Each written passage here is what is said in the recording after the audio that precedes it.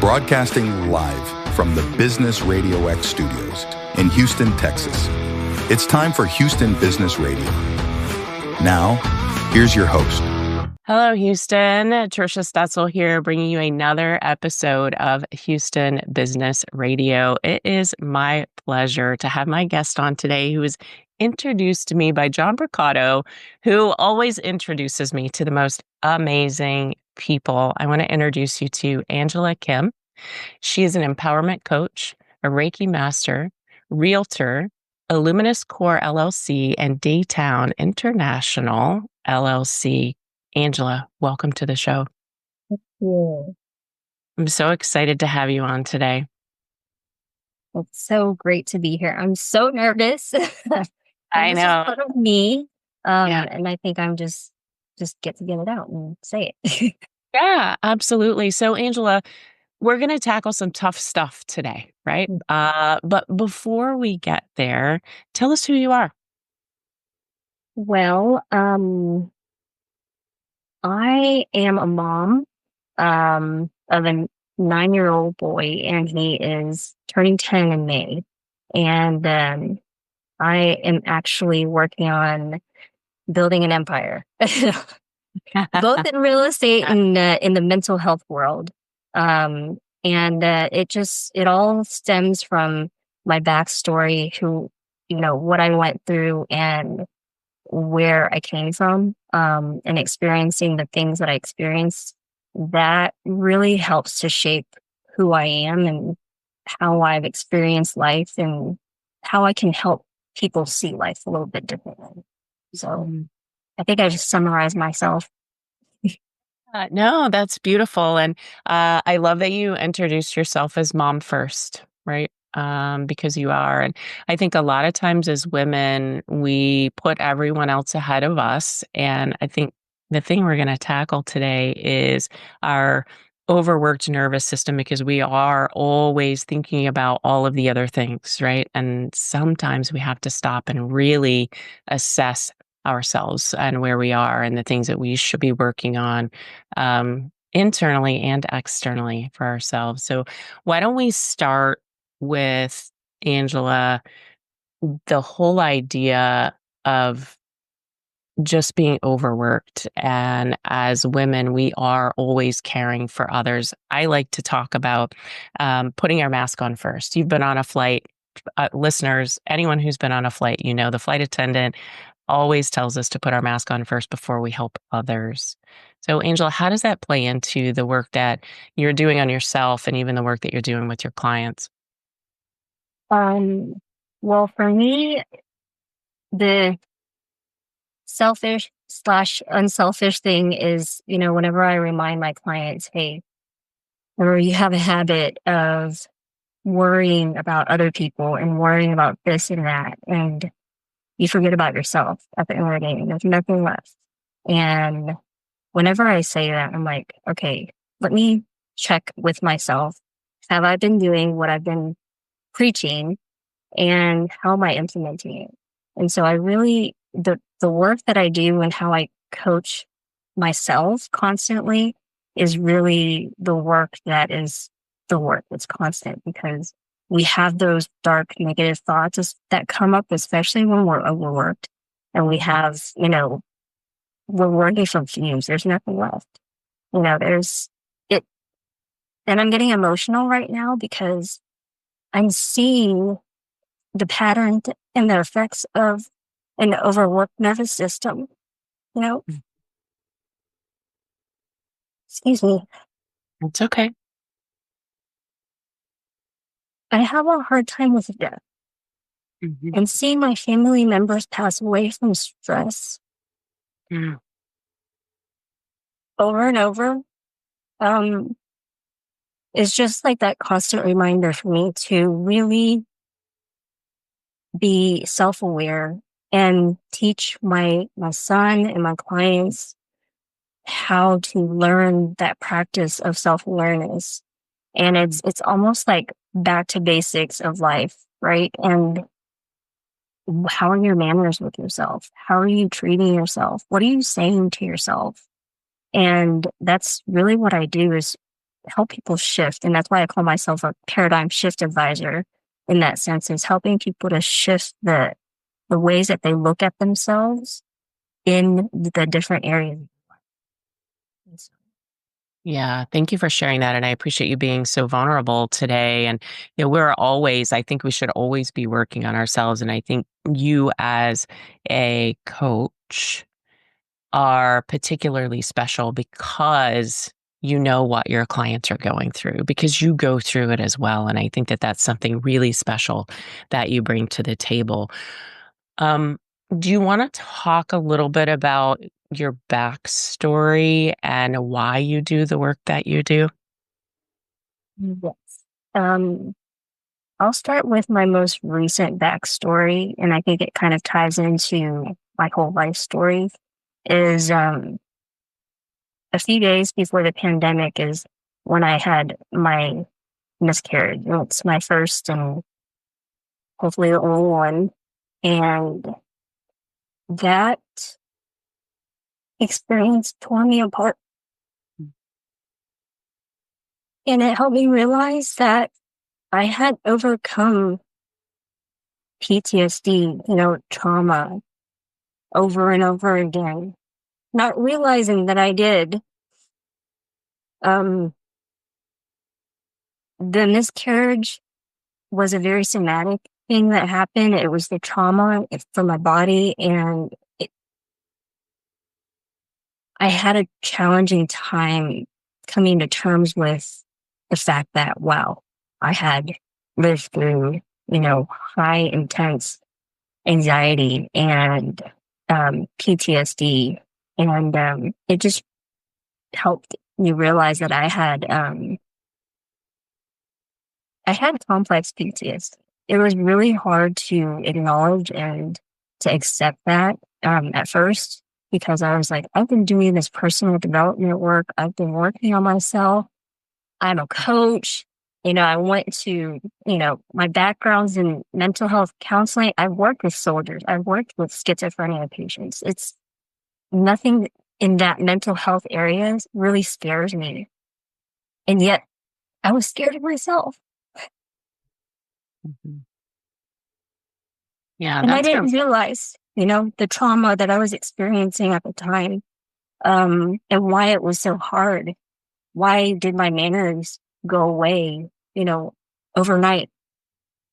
And so it was a challenge to accept that this new me was something that I get to work on. It's a piece of work.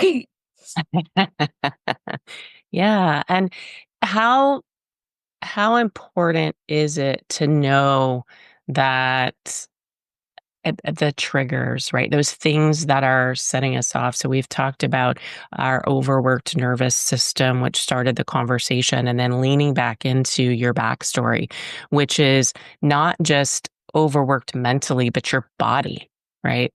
Was in a position and overworked from the miscarriage. What are some of the things that you worked on personally for yourself to move through that trauma, and even some of the things that you work with your clients as they move through trauma as well? Well, the I will say the biggest lesson that I learned through this experience is my compassion, grace, and patience. Mm. Um, and really deciphering, is this person gaslighting, or are they really saying that they are tired and that they're really struggling, and really hearing and feeling, engaging where they're at. Because I've been through the challenges of PTSD and the complex PTSD. It opened up everything that I worked on. Was, as a younger child, my first suicidal thought was around 5 or 6. And that's not normal. I realized later on in life that for a child to want to kill themselves at that age, it means that there's a lot of trauma Mm. that I had gone through, because my mom was very suicidal. and she would have a lot of threats about her life and just not wanting to be here, and it's too much. And so that's what I thought life was. Mhm. But I overcame those things. And when PTSD from the miscarriage opened up complex PTSD, it just opened up everything. All my negative thoughts were roaring back because it was gone. I worked on it. I tamed that part of myself. And it was Mhm. almost like this thing where you want this change in your life. And so, hey, you're going to really dig deep and really learn the nuances, how to gauge your energy level, how to work with your nervous system, how to really calm yourself as much as possible. And it takes a lot of practice and a lot of intention. Yeah, absolutely. So, as you were doing this work on yourself, is that where you found the part of you who wanted to help others with the same challenges? Yes. It's every time I go through a life stage or a life cycle or a loss in my life, it just helps me see another aspect of, okay, this is why I'm doing this. Mhm. Um, and this last miscarriage, and I'm still in the month of the anniversary. It was last week, was the anniversary of my miscarriage. And I'm still going through it. Mhm. Experiencing the loss of a child is very different from the loss of a parent. I've not lost a parent in the physical sense. I've lost my dad. He had a brain tumor, um, and he had surgeries multiple times when I was in middle school, high school. So that's building up to the traumas and the losses that I've experienced. And so I'm very considerate and compassionate when it comes to the energy of what people are saying, because um, I realize that I'm highly sensitive. And that highly sensitivity came from a lot of the trauma that I experienced.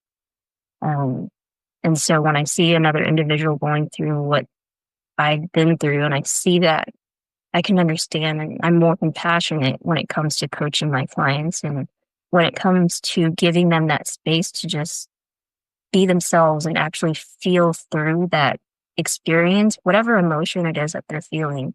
It could be anger, it could be sadness, it could be depressive feelings, and it's okay. It's just that phase because it comes and goes.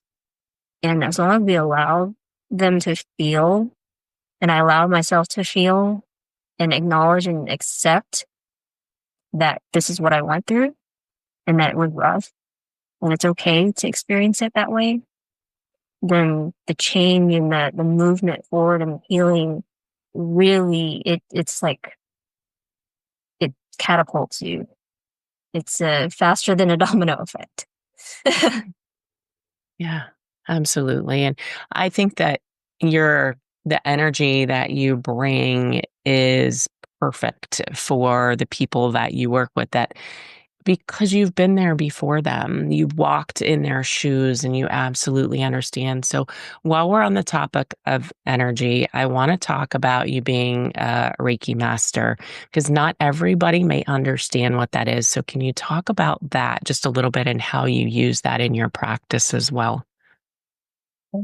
Oh, that's a great question, because Reiki Master, it's the practice of working with the energy and really tuning into energies. And everybody has energy, right? This world is made of atoms. And so recognizing that we all feel and sense a shift in energy and space, and then recognizing and tying it back to, hey, this is what makes us us. And if we think something, then we're emitting it.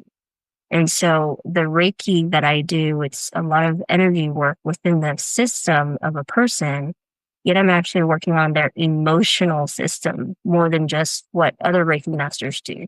Reiki masters, they probably teach more on how to treat and move the energy systems in certain organs, and they're different, practitioners. mine is specifically for the mind and the emotional bodies. And so it's really working with, okay, how can we move this emotion so that way you can feel it instead of being numb or thinking that everything's okay, and facing it and actually going through it instead. And so I work with energy systems that way. I hope that explains it. I'm not really sure if I'm doing a good job of it. Oh, I think it's fantastic, and it goes along with everything that we've been talking about already, right? Which is those the energy systems and the emotion and the way that you can feel people's emotions.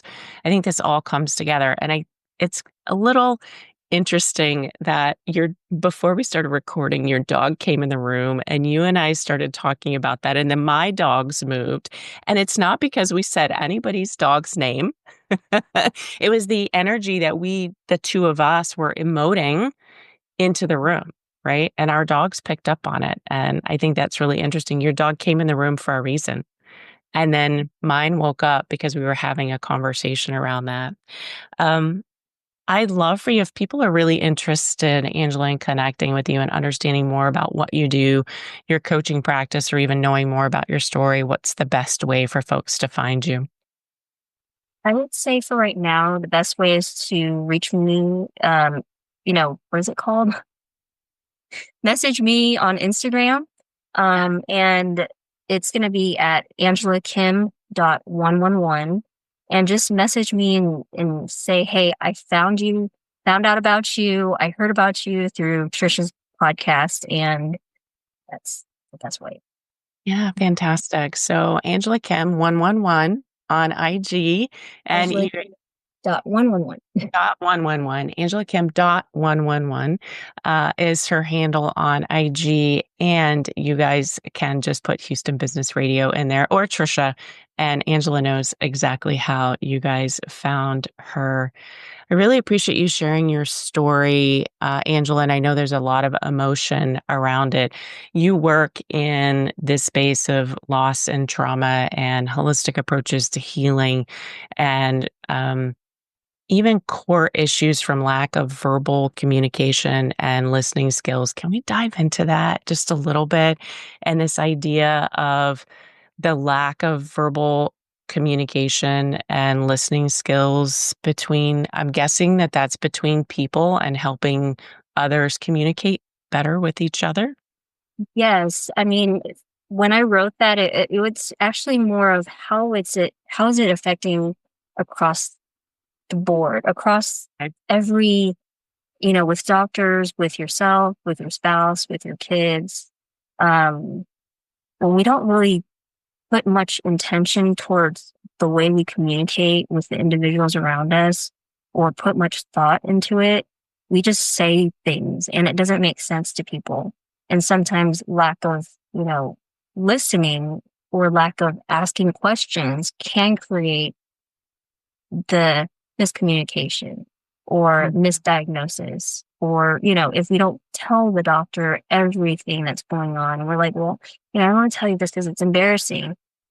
Well, they're there for a reason, or parents are there for a reason. And if parents don't cultivate that with their kids, that it's safe for them to communicate with them instead of a judging, stance, then that's where people get complacent. And my point in all that is, over time, the hurt and even the trauma that builds up, or the resentment that gets built up in a lot of individuals, or the mental health area in today's world, I would say that it's not knowing how to communicate what's going on, not knowing how to prep people in, hey, this is going to be an interesting conversation, instead of just diving in and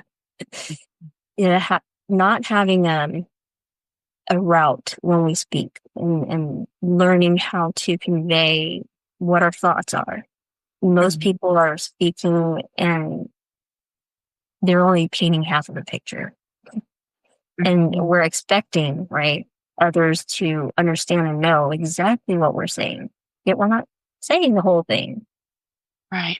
Yeah, absolutely. And it, as you were talking through that, I was thinking make someone suppress their feelings because they don't feel like they have a safe place to communicate. They've never had that openness or someone like you that they can openly communicate with without judgment, right? And I think that's so important. I spend a lot of time on communication skills, typically in the office, less in the personal space, but I know how important it can be, verbal and nonverbal, right? As we communicate with other human beings.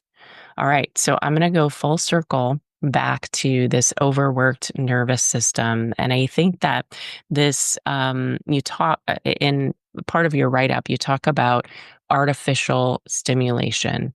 So is there some part of that that really makes our nervous system so overworked? I know there's real things. There are things that we do and we get worried about, and our kids and our families and our work, and but is there some part of this artificial stimulation that's causing some of that? And how do we know?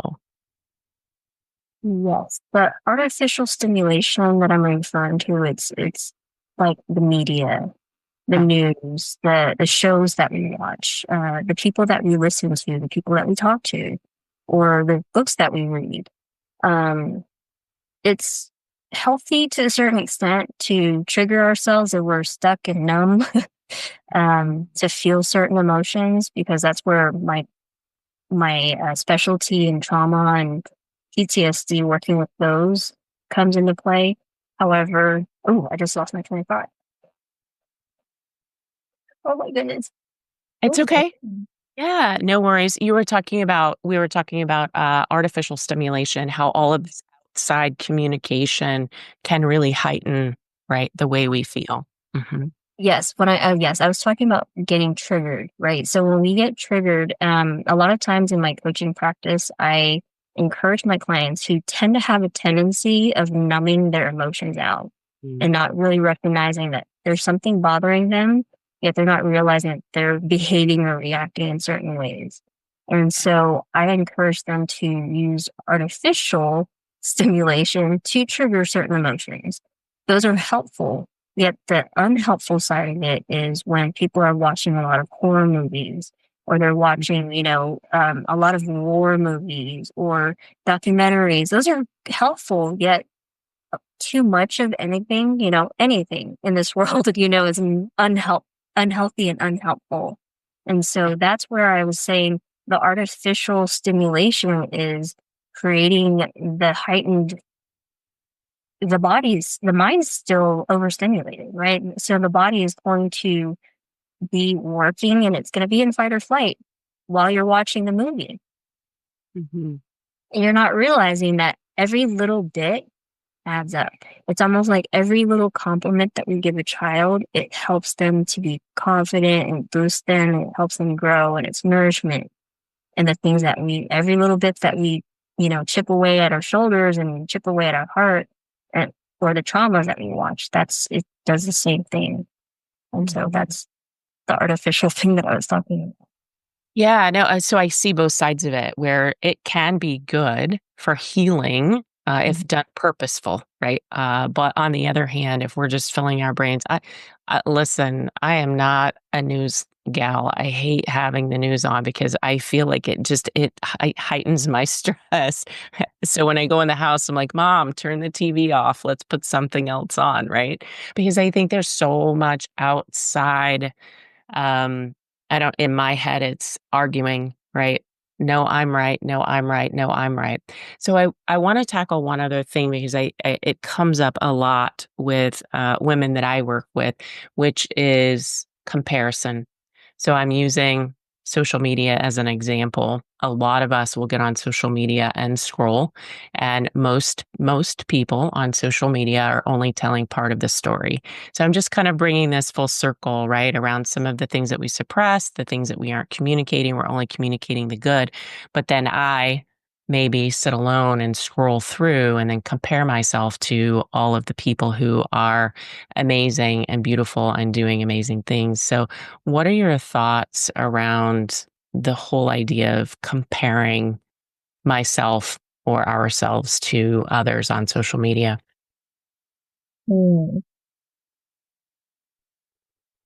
that's a rough, I mean, that's comparison it's actually one of the key things that I work on with my clients.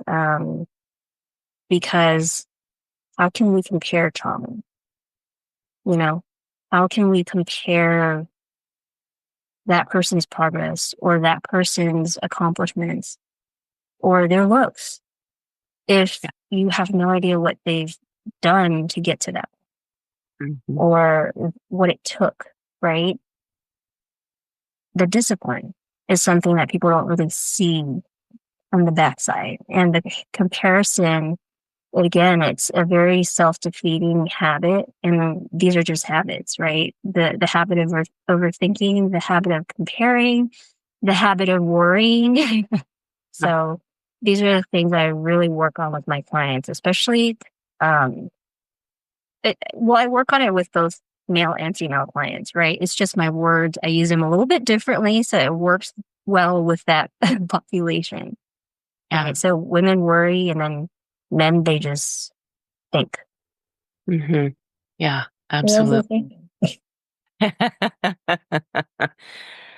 So I'd really be curious to know I know who some of your clients or potential clients might be, but I also know that many of them may have been through something that they're scared to have a conversation with someone about. So, what words do you have for those people who are listening to the show today that might just need to have a conversation with you? What are your words for them today to let them know that it's okay just to reach out and have a conversation with you?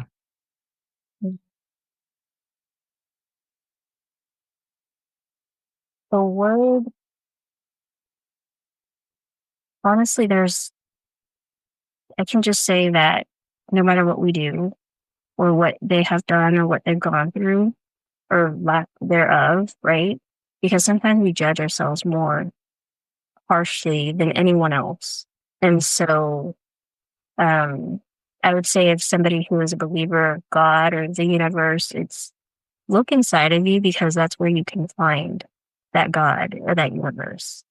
And so it takes you sitting with someone who can actually just accept you for what you've done and who you've been, and then help you recognize that the you right now is someone who gets to be loved and heard and seen. I love that. Angela, thank you for being here today, being vulnerable, talking about working on yourself. We all need to be working on ourselves all of the time and really understand the triggers and where that's coming from.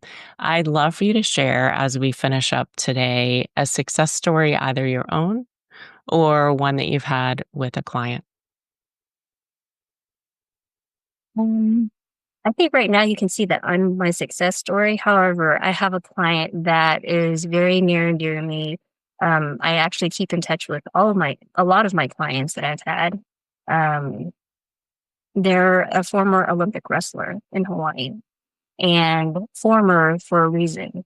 They had a traumatic brain injury, not once, but multiple times. Mm.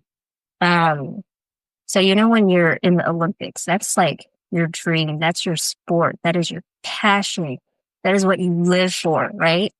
And so it's almost like my sport of coaching and working with people's mental state. This individual was working on their physical, mental, everything. So when they went through the traumatic brain injury, they were pushing themselves way harder than they should have the first time it happened. And they came to me almost like at the last resort. Their family member, nothing was working. Therapy treatments, the cell treatment, neural stem cells, those weren't working. Nothing was really helping. And they finally gave me a chance to work with them. And I said, let's work with you from the basic, from bottom up.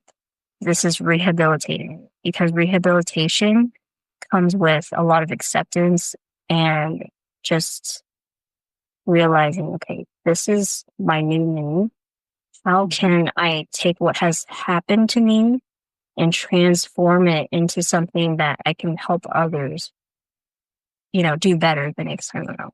Because he's now coaching other wrestlers. He has his own gym now, and he's passionately helping other students, the kids that he's coaching, and how to take care of themselves, how to work on their mental, emotional, and physical state, because there's that soul part of your passion, right? And learning how to shift that around from pain to purpose.